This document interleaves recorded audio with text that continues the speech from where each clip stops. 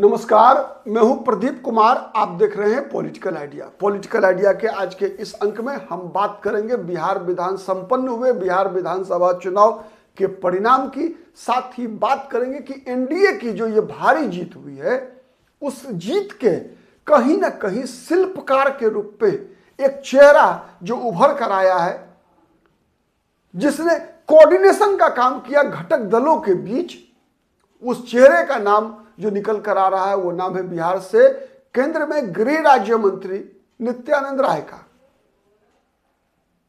आपने देखा होगा, जब कभी भी बिहार विधानसभा चुनाव की घोषणा होते ही टिकटों के बंटवारे, सीट गठबंधन के दलों के बीच सीट बंटवारे के दौरान जो चेहरा आपको सबसे अधिक सक्रिय दिखा होगा, वो चेहरा था नित्यानंद राय का।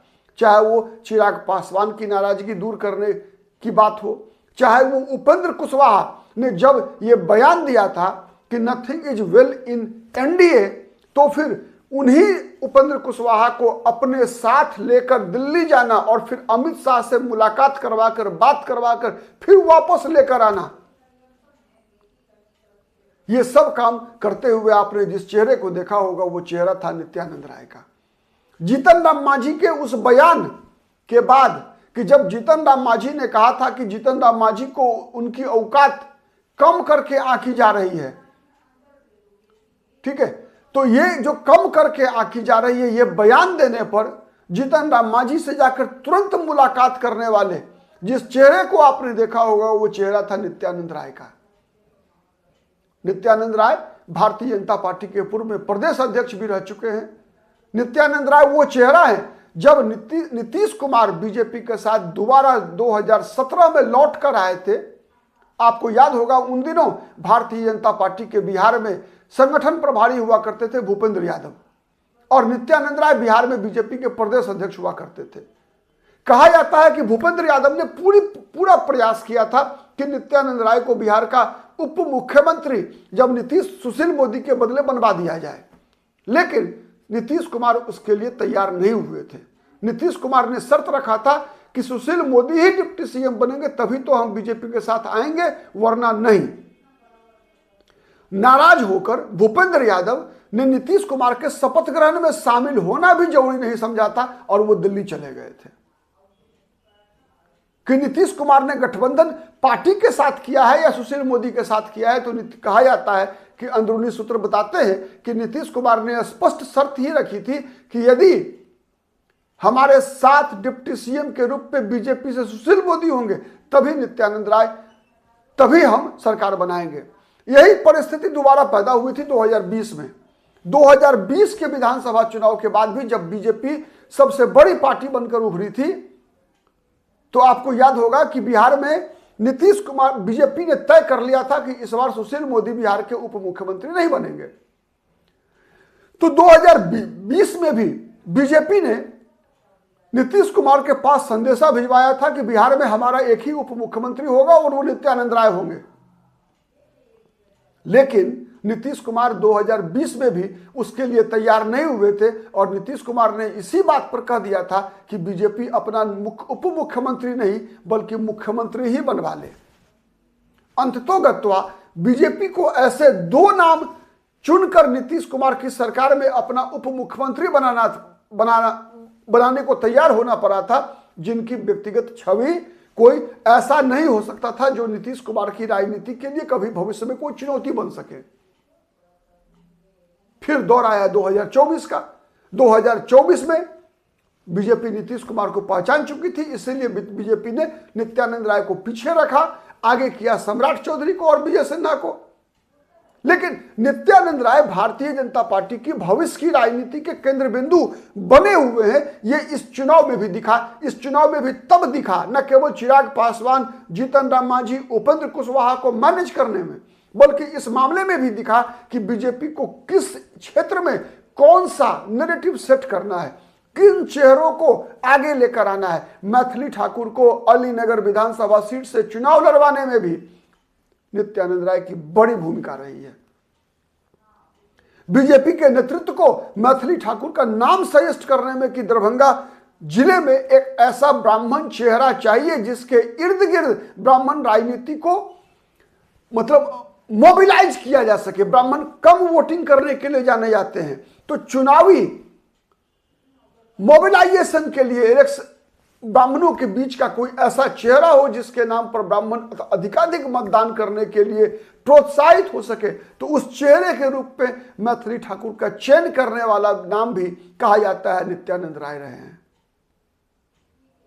और आपने कल सुना है चिराग पासवान को भी, चिराग पासवान ने भी कहा कि एक समय इसी चुनाव के दौरान ऐसा आया जब लगा कि एनडीए में हमारा इस बार भी सामंजस्य नहीं हो पाएगा। तो फिर क्या हुआ, हमें उस दौरान भी नित्यानंद राय ही आगे आए और नित्यानंद राय ही चिराग पासवान के साथ बैठकर चिराग पासवान को यह भरोसा दिलाया कि आप टेंशन मत लीजिए, चिंता मत कीजिए। ऐसा भी माना जाता है कि पिछली बार जब नीतीश कुमार के खिलाफ 2020 में चिराग पासवान ने खेला किया था, जिसे लोजपा ही भाजपा है कहा गया, उसके पीछे भी नित्यानंद राय का दिमाग था। नीतीश कुमार की पार्टी को आधा करवा देने में नित्यानंद राय का ही दिमाग था, ऐसा कहा जाता है। जब भारतीय जनता पार्टी के कई बड़े नेता लोक जनशक्ति पार्टी चिराग पासवान की पार्टी के टिकट पर चुनाव लड़े थे, चाहे वो नोखा से रामेश्वर चौरसिया रहे हो, चाहे वो दिनारा विधानसभा सीट से राजेंद्र सिंह रहे हो, चाहे वो झाझा विधानसभा सीट से रविंद्र यादव रहे हो, ये सब के सब कहा जाता है कि नित्यानंद राय के नजदीकी रहे हैं और नित्यानंद राय के इशारे पर ही ये सब के सब लोजपा की टिकट पर चुनाव लड़े थे। और चुनाव लड़ते ही, चुनाव का परिणाम आते ही ये सब के सब भाजपा में वापस भी आ गए। तो नित्यानंद राय की राजनीतिक यात्रा तो 90 से पहले शुरू हो चुकी थी। अखिल भारतीय विद्यार्थी परिषद के कार्यकर्ता के रूप में, आरएसएस के स्वयंसेवक के रूप में अपनी राजनीतिक यात्रा शुरू करने वाले नित्यानंद राय भारतीय जनता पार्टी में आप कह सकते हैं कि सबसे बड़े फायर ब्रांड यादव नेता के रूप में अब तक बीजेपी के बिहार में इतिहास में अपना नाम आगे करवाया है। बीजेपी में बिहार में यादव नेता कम नहीं रहे। बीजेपी के प्रदेश अध्यक्ष जनसंघ के काल में भी बीजेपी के बड़े चेहरे के रूप में जाने जाने वाले जगदम्बी प्रसाद यादव, जनार्दन यादव, रामदास राय सारण वाले जो बाद में आरजेडी में चले गए, ज्ञानेश्वर यादव खगड़िया के पूर्व सांसद रहे। तो ऐसे कई बड़े चेहरे रहे भारतीय जनता पार्टी के यादव समाज से, नंद किशोर यादव, ऐसे कई बड़े चेहरे रहे। लेकिन जितनी बड़ी भूमिका अब तक पार्टी संगठन से लेकर सरकार के में और पार्टी के लिए रणनीति बनाने में, गठबंधन को एकजुट रखने में जितनी बड़ी भूमिका अब तक नित्यानंद राय को भारतीय जनता पार्टी का केंद्रीय नेतृत्व ने सौंपा है, और नित्यानंद राय में बीजेपी अपना भविष्य की राजनीति को बिहार में देख रही है, उसी का परिणाम है कि नित्यानंद राय केंद्र में गृह राज्य मंत्री हैं। मतलब अमित शाह के विभाग में ही राज्य मंत्री हैं वो। और इसके पीछे भी बीजेपी की कोई ना कोई रणनीति समझ में आती है। अगर नित्यानंद राय की वरिष्ठता के अनुसार देखा जाए तो नित्यानंद राय को कैबिनेट मिनिस्टर बनना चाहिए था, लेकिन राज्य मंत्री बनाए गए हैं। तो कहीं ना कहीं इस बात से जोड़कर देखा जा रहा है कि नित्यानंद राय अमित शाह के संरक्षण में और अमित शाह के साथ, अमित शाह के व्यक्तिगत टीम में नित्यानंद राय की बड़ी भूमिका है। तो ये बातें जितने संकेत निकल कर आए हैं उसके आधार पर हम सब ने देखा कि इस विधानसभा चुनाव में बीजेपी की बिहार में रणनीति के शिल्पकार के रूप में गठबंधन के सहयोगियों को एकजुट रखने में नित्यानंद राय की बड़ी भूमिका रही है। और नित्यानंद राय को विश्वास प्राप्त है अमित शाह का भी। और कहा जाता है आज की भाजपा में जिसको अमित शाह का आशीर्वाद है उसका भाग्य का सितारा कब बुलंद हो जाए कोई नहीं जानता। बीजेपी तो किसी फर्श पर पड़े व्यक्ति को भी शिखर पर पहुंचा देने के लिए जानी जाती है। किसने सोचा था कि राजस्थान में भजन लाल शर्मा मुख्यमंत्री बन जाएंगे, पहली बार चुनाव जीते हुए विधायक? किसी को पता नहीं था। आज के लिए इतना ही, बहुत बहुत धन्यवाद।